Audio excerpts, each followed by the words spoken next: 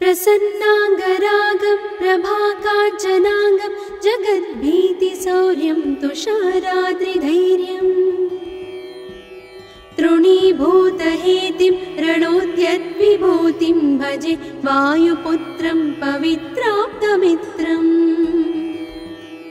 भजे पावनं भावनानित्यवासम् भजे बालभानुं प्रभाचारुभासम् भजे चन्द्रिका कुन्दमन्दारहासम् भजे सन्ततं रामभूपालदासम् भजे लक्ष्मणप्राणरक्षातिदक्षं भजे तोषितानेकगीर्वाणपक्षम् भजे घोरसङ्ग्रामसीमाहताक्षं भजे रामनामातिसम्प्राप्तरक्षम् कृताभीलनादं क्षितिक्षिप्तपादम् घनक्रान्तभृङ्गं कटिस्थोरुजङ्घम् वियद्व्याप्तकेशं भुजाश्लेषितास्मम् जयश्री समेतं भजे रामदूतम् चलद्वालघातं भ्रमच्चक्रवालं कठोराट्टहासं प्रभिन्नाब्जजाण्डम् महासिंहनादाद्विशीर्णत्रिलोकं भजे आञ्जनेयं प्रभुं वज्रकायम् रणे भीषणे मेघनादे सनाधे सरोषे समारोपिते मित्रमुख्ये खगानां घनानां सुराणां च मार्गे नतं तं वहं तं हनुमन्तमीडे कनद्रत्नजम्भारिदम्भोळिधारं कनद्दन्तनिर्धूतकालोग्रदन्तम् पदाघातभीताब्धिभूताधिवासं रणक्षोणिदक्षं भजे पिङ्गळाक्षम् महाग्राहपीडा महोत्पातपीडा महारोगपीडा महातीव्रपीडा हरत्यासुते पादपद्मानुरक्तो नमस्ते कपिश्रेष्ठ रामप्रियो यः सुधा सिन्धुमुल्लङ्घ्य नाथोग्रदीप्तः सुधा चौषधीस्था प्रगुप्तप्रभावः षडद्रोणशैलस्य सारेण सेतुं विना भूस्वयं कः समर्थः कपीन्द्रः निरातङ्कमाविश्य लङ्कां विसम्पो भवानेव सीतातिशोकापहारी समुद्रान्तरङ्गादिरौद्रं विनिद्रम् विलङ्घ्योरुजङ्घस्तुता मर्त्यसङ्घः रमानाथ रामः क्षमानाथ रामः अशोकेन शोकं विहाय प्रहर्षम् वनान्तर्घनं जीवनं दानवानं विपाट्य प्रहर्षात् हनूमान् त्वमेव जराभारतो भूरिपीडां शरीरे निराधारणारूढगाढप्रतापे भवत्पादभक्तिं भवद्भक्तिरक्तिम् कुरु श्रीहनुमत्प्रभो मे दयाळो महायोगिनो ब्रह्मरुद्रादयो वा न जानन्ति तत्त्वं निजं राघवस्य कथं ज्ञायते मातृसे नित्यमेव प्रसीद प्रभो वानरेन्द्रो नमस्ते नमस्ते महासत्त्ववाहाय तुभ्यं नमस्ते महावज्रदेहाय तुभ्यं नमस्ते परिभूतसूर्याय तुभ्यम् नित्यकार्याय तुभ्यम् नमस्ते सदा ब्रह्मचर्याय तुभ्यं नमस्ते सदा वायुपुत्राय तुभ्यम् नमस्ते सदा पिङ्गलाक्षाय तुभ्यं नमस्ते सदा रामभक्ताय तुभ्यम्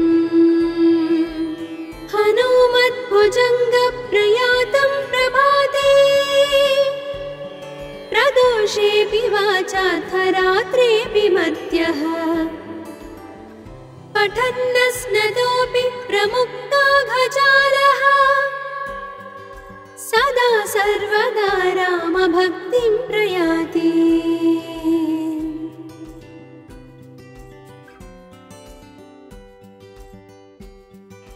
प्रसन्नाङ्गरागं प्रभाकाञ्चनाङ्गं जगद्भीतिशौर्यं तुषाराद्रिधैर्यम् तृणीभूतहेतिं रणोद्यद्विभूतिं भजे वायुपुत्रं पवित्राप्तमित्रम् भजे पावनं भावनानित्यवासम् भजे बालभानुं प्रभाचारुभासम् भजे चन्द्रिका कुन्दमन्दारहासम् भजे सन्ततं रामभूपालदासम् भजे लक्ष्मणप्राणरक्षातिदक्षं भजे तोषितानेकगीर्वाणपक्षम् भजे घोरसङ्ग्रामसीमाहताक्षं भजे रामनामातिसम्प्राप्तरक्षम् कृताभीलनादं क्षितिक्षिप्तपादम् घनक्रान्तभृङ्गं कटिस्थोरुजङ्घम् वियद्व्याप्तकेशं भुजाश्लेषितास्मम् जयश्री समेतं भजे रामदूतम् चलद्वालघातं भ्रमच्चक्रवालं कठोराट्टहासं प्रभिन्नाब्जजाण्डम् महासिंहनादाद्विशीर्णत्रिलोकं भजे आञ्जनेयं प्रभुं वज्रकायम् रणे भीषणे मेघनादे सनादे सरोषे समारोपिते मित्रमुख्ये खगानां घनानां सुराणां च मार्गे नतं तं वहं तं हनुमन्तमीडे कनद्रत्नजम्भारिदम्भोळिधारं कनद्दन्तनिर्धूतकालोग्रदन्तम् पदाघातभीताब्धिभूताधिवासं रणक्षोणिदक्षं भजे पिङ्गलाक्षम् महाग्राहपीडा महोत्पातपीडा महारोगपीडा महातीव्रपीडा हरत्यासुति पादपद्मानुरक्तो नमस्ते कपिश्रेष्ठ रामप्रियो यः सुधा सिन्धुमुल्लङ्घ्य नाथोग्रदीप्तः सुधा चौषधीस्ता प्रगुप्तप्रभावः षडद्रोणशैलस्य सारेण सेतुं विना भूस्वयं कः समर्थः कपीन्द्रः निरातङ्कमाविश्य लङ्कां विसम्पो भवानेव सीतातिशोकापहारी समुद्रान्तरङ्गादिरौद्रं विनिद्रम्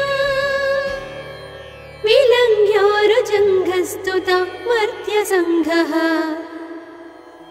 रमानाथ रामः क्षमानाथ रामः अशोकेन शोकं विहाय प्रहर्षम् वनान्तर्घनं जीवनं दानवानं विपाट्य प्रहर्षात् हनुमान् त्वमेव जराभारतो भूरिपीडां शरीरे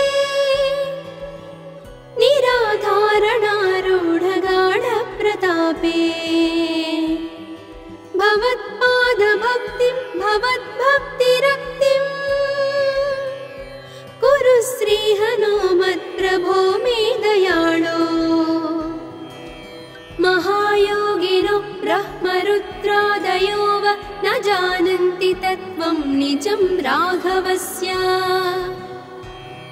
कथं ज्ञायते मातृसेनित्यमेव प्रसीद प्रभो वानरेन्द्रो नमस्ते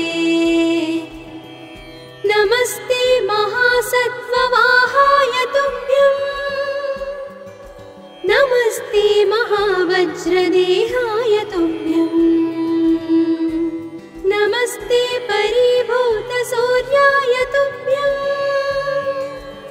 नमस्ते कृतमर्त्यकार्याय तुभ्यं नमस्ते सदा ब्रह्मचर्याय तुभ्यं नमस्ते सदा वायुपुत्राय तुभ्यं नमस्ते सदा पिङ्गळाक्षाय तुभ्यं नमस्ते सदा रामभक्ताय तुभ्यं हनुमद्भुजङ्गप्रयातं प्रभाते प्रदोषेऽपि वाचार्थरात्रेऽपि मध्यः पठन्नस्नतोऽपि प्रमुक्ताघजालः सदा सर्वदा रामभक्तिं प्रयाति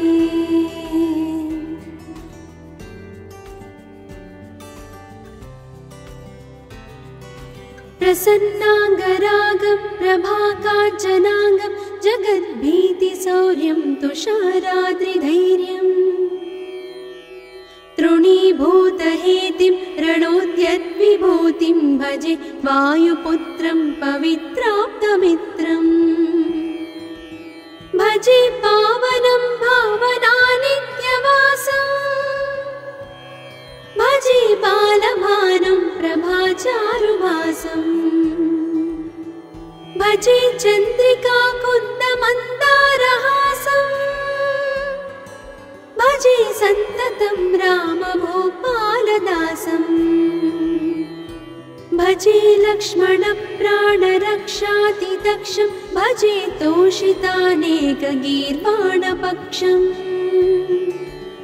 भजे घोरसङ्ग्रामसीमाहताक्षं भजे रामनामातिसम्प्राप्तरक्षम्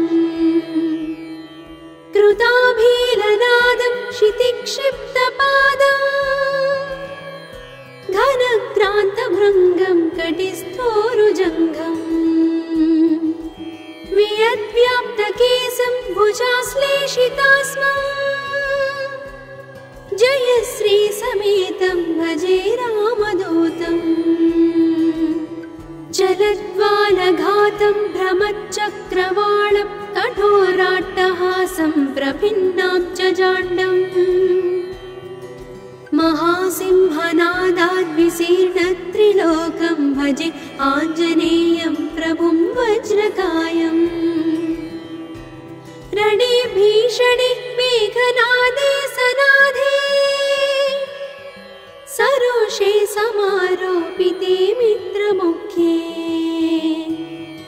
खगानां घनानां सुराणां च मार्गे नतं तं वहं तं हनुमन्तमीडे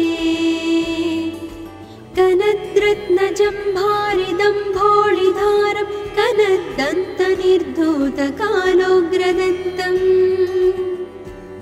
पदाघातभीताब्धिभूताधिवासं रणक्षोणिदक्षं भजे पिङ्गळाक्षम्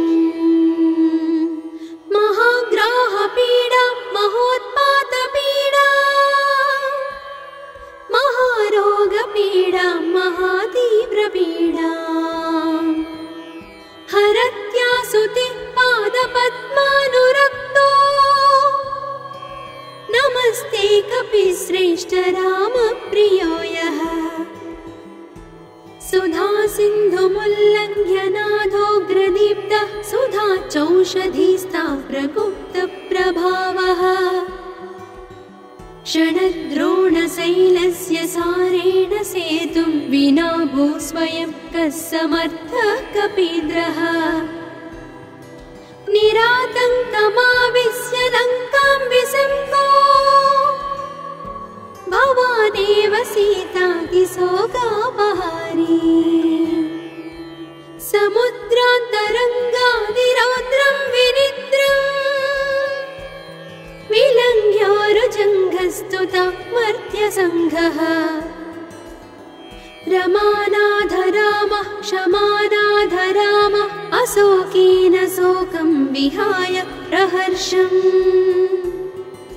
वनान्तर्घनं जीवनं दानवानं विपाट्य प्रहर्षात् हनूमान् त्वमेव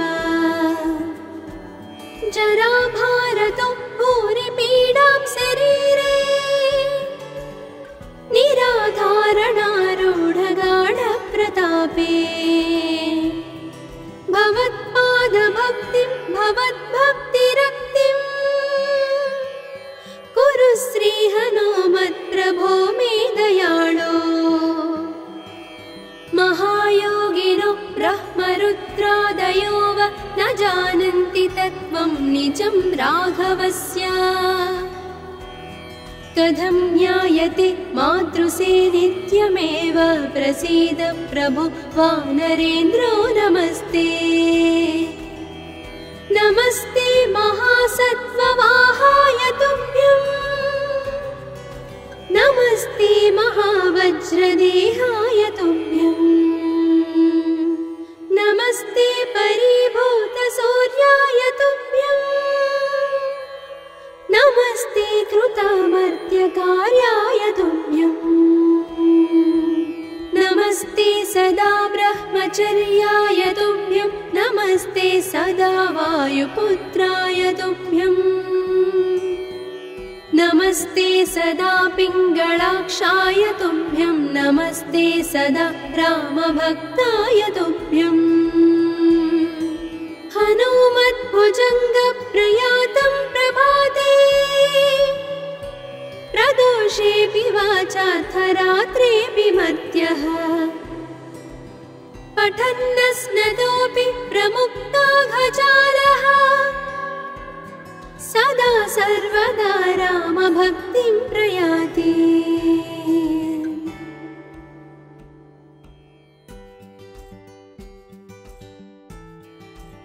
प्रसन्नाङ्गरागं प्रभाकाञ्चनाङ्गं जगद्भीतिशौर्यं तुषाराद्रिधैर्यम् तृणीभूतहेतिं रणोद्यद्विभूतिं भजे वायुपुत्रं पवित्राप्तमित्रम् भजे पावनं भावनानित्यवासम् भजे बालभानुं प्रभाचारुवासम् भजे चन्द्रिका कुन्दमन्दारहासम् भजे सन्ततं रामभूपालदासम् भजे लक्ष्मणप्राणरक्षातिदक्षं भजे तोषितानेकगीर्वाणपक्षम् भजे घोरसङ्ग्रामसीमाहताक्षं भजे रामनामातिसम्प्राप्तरक्षम् कृताभीलनादं क्षितिक्षिप्तपादम् घनक्रान्तभृङ्गं कटिस्थोरुजङ्घम् वियद्व्याप्तकेशं भुजाश्लेषितास्मम् जयश्री समेतं भजे रामदूतम् चलद्वालघातं भ्रमच्चक्रवालं कठोराट्टहासं प्रभिन्नाब्जजाण्डम्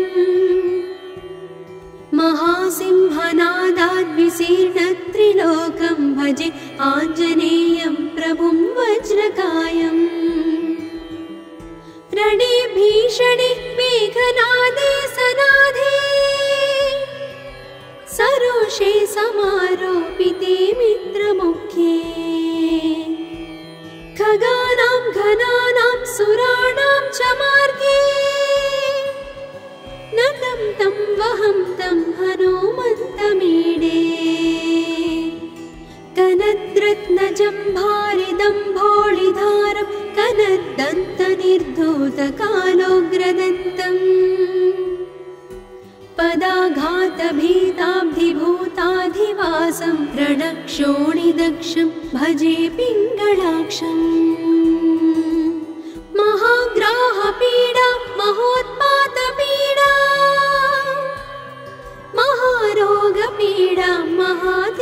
पीडा हरत्यासुतिः पादपद्मानुरक्तो नमस्ते कपिश्रेष्ठ रामप्रियो यः सुधा सिन्धुमुल्लङ्घ्य नाथोग्रदीप्तः सुधा चौषधीस्ता प्रगुप्तप्रभावः षडद्रोणशैलस्य सारेण सेतुं विना भू स्वयं कः समर्थः कपीन्द्रः निरातङ्कमाविश्य लङ्कां विसम्पो भवानेव सीताकिशोकापहारी समुद्रान्तरङ्गादिरौद्रं विनिद्रम् विलङ्घ्योरुजङ्घस्तुतः मर्त्यसङ्घः रमानाथ रामः क्षमानाथ रामः अशोकेन शोकं विहाय प्रहर्षम् वनान्तर्घनं जीवनं दानवानं विपाट्य प्रहर्षात् हनूमान् त्वमेव जराभारतो भूरिपीडां शरीरे निराधारणारूढगाढप्रतापे भवत्पादभक्तिं भवद्भक्तिरक्तिम् कुरु श्रीहनुमत्प्रभो मे दयाळो महायोगिनो ब्रह्मरुद्रादयो वा न जानन्ति तत्त्वं निजं राघवस्य कथं ज्ञायते मातृसे नित्यमेव प्रसीद प्रभो वानरेन्द्रो नमस्ते नमस्ते महासत्त्ववाहाय तुभ्यं नमस्ते महावज्रदेहाय तुभ्यं नमस्ते परिभूतसूर्याय तुभ्यं नमस्ते कृतामर्त्यकार्याय तुभ्यं नमस्ते सदा ब्रह्मचर्याय तुभ्यं नमस्ते सदा वायुपुत्राय तुभ्यं नमस्ते सदा पिङ्गळाक्षाय तुभ्यं नमस्ते सदा रामभक्ताय तुभ्यं हनुमद्भुजङ्गप्रयातं प्रभाते प्रदोषेऽपि वाचार्थरात्रेऽपि मर्त्यः पठन्नस्नतोऽपि प्रमुक्ताघजालः सदा सर्वदा रामभक्तिं प्रयाति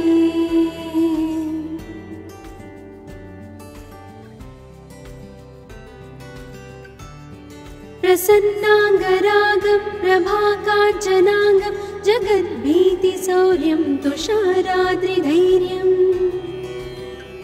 तृणीभूतहेतिं रणोद्यद्विभूतिं भजे वायुपुत्रं पवित्राप्तमित्रम् भजे पावनं भावनानित्यवासम् भजे बालभानुं प्रभाचारुभासम् भजे चन्द्रिका कुन्दमन्दारहासम् भजे सन्ततं रामभूपालदासम् भजे लक्ष्मणप्राणरक्षातिदक्षं भजे तोषितानेकगीर्वाणपक्षम्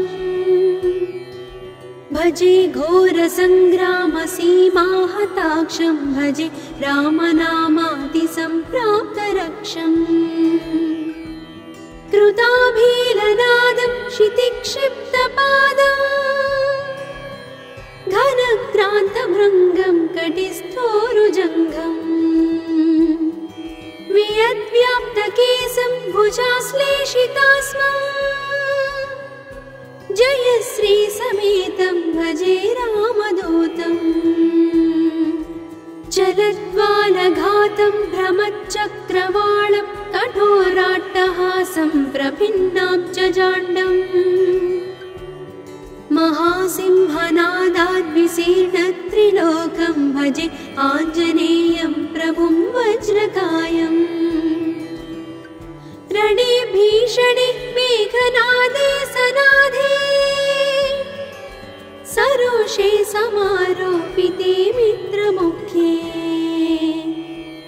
खगानां घनानां सुराणां च मार्गे नतं तं वहं तं हनुमन्तमीडे कनद्रत्नजम्भारिदम्भोळिधारं कनद्दन्तनिर्धूतकालोग्रदन्तम् पदाघातभीताब्धिभूताधिवासं रणक्षोणिदक्षं भजे पिङ्गळाक्षम् महाग्राहपीडा महोत्पातपीडा महारोगपीडा महातीव्रपीडा हरत्यासुते पादपद्मानुरक्तो नमस्ते कपिश्रेष्ठ रामप्रियो यः सुधा सिन्धुमुल्लङ्घ्य नाथोग्रदीप्तः सुधा चौषधीस्ता प्रगुप्तप्रभावः षडद्रोणशैलस्य सारेण सेतुं विना भूस्वयं कः समर्थः कपीन्द्रः निरातङ्कमाविश्य लङ्कां विसम्पो भवानेव सीतातिशोकापहारी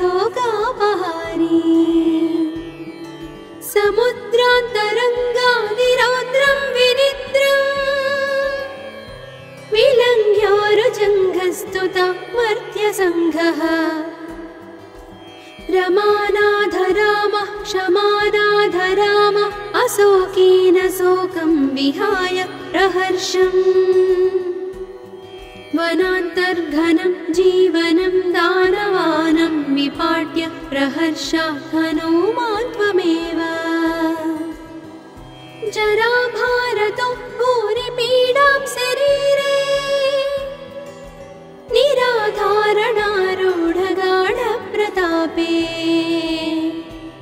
भवत्पादभक्तिं भवद्भक्तिरक्तिम्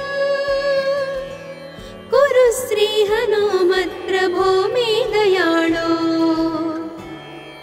महायोगिनो ब्रह्मरुद्रादयो वा न जानन्ति तत्त्वं निजं राघवस्य कथं ज्ञायते मातृसे नित्यमेव प्रसीद प्रभो वानरेन्द्रो नमस्ते नमस्ते महासत्त्ववाहाय तुभ्यं नमस्ते महावज्रदेहाय तुभ्यं नमस्ते परिभूतसूर्याय तुभ्यं नमस्ते कृतामर्त्यकार्याय तुभ्यं नमस्ते सदा ब्रह्मचर्याय तुभ्यं नमस्ते सदा वायुपुत्राय तुभ्यं नमस्ते सदा पिङ्गळाक्षाय तुभ्यं नमस्ते सदा रामभक्ताय तुभ्यं हनुमद्भुजङ्गप्रयातं प्रभाते प्रदोषेऽपि वाचार्थरात्रेऽपि मर्त्यः पठन्नस्नतोऽपि प्रमुक्ताघजालः सदा सर्वदा रामभक्तिं प्रयाति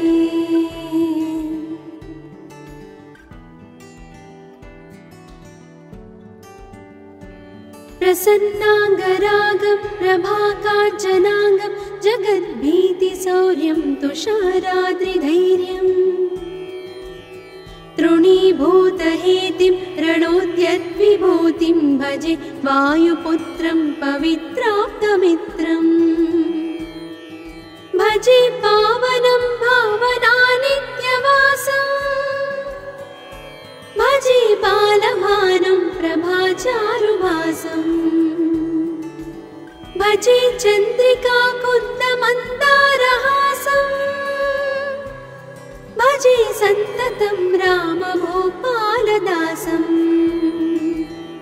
भजे लक्ष्मणप्राणरक्षातिदक्षं भजे तोषितानेकगीर्वाणपक्षम्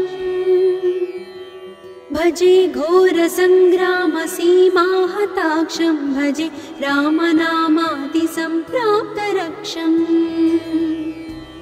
कृताभीलनादं क्षितिक्षिप्तपादम्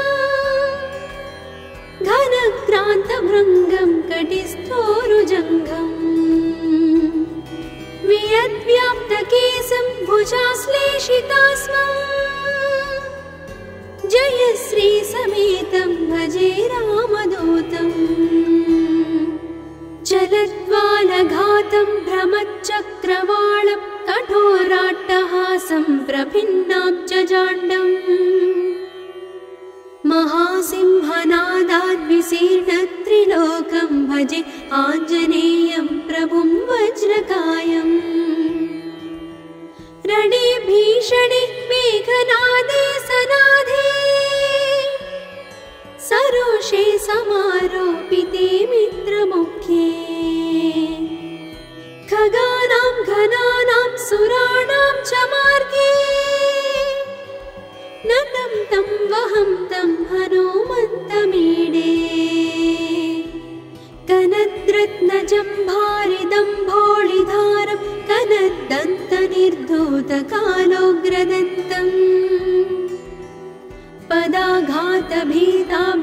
पदाघातभीताब्धिभूताधिवासं रणक्षोणिदक्षं भजे पिङ्गळाक्षम्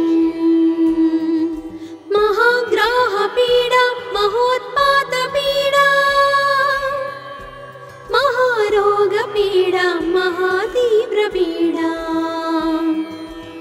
हरत्यासुते पादपद्मानुरक्तो नमस्ते कपिश्रेष्ठ रामप्रियो यः सुधा सिन्धुमुल्लङ्घ्य नाथोग्रदीप्तः सुधा चौषधीस्था प्रगुप्तप्रभावः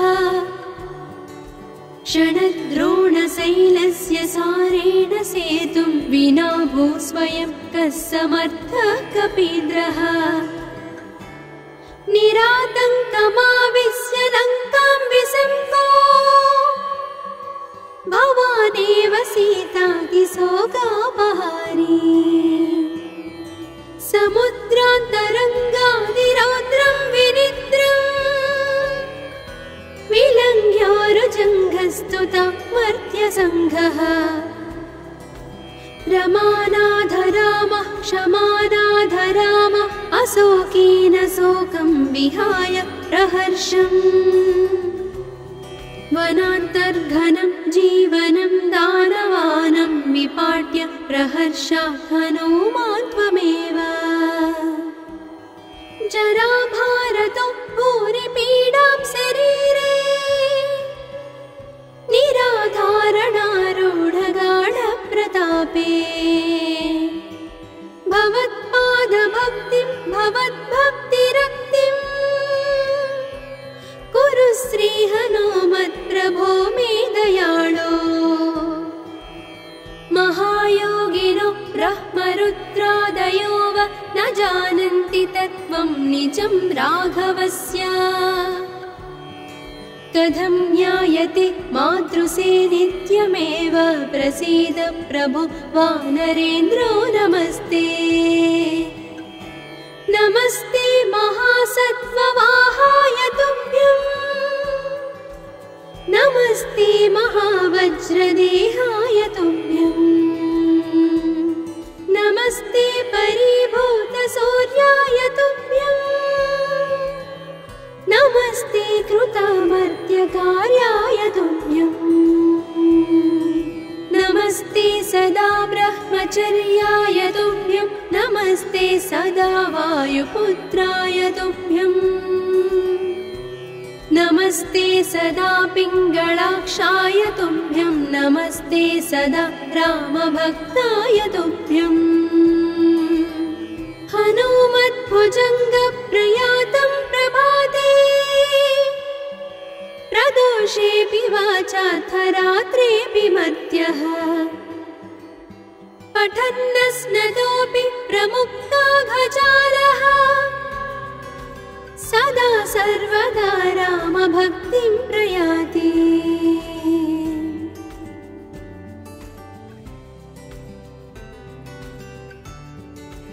प्रसन्नाङ्गरागं प्रभाकाञ्चनाङ्गं जगद्भीतिशौर्यं तुषाराद्रिधैर्यम् तृणीभूतहेतिं रणोद्यद्विभूतिं भजे वायुपुत्रं पवित्राप्तमित्रम्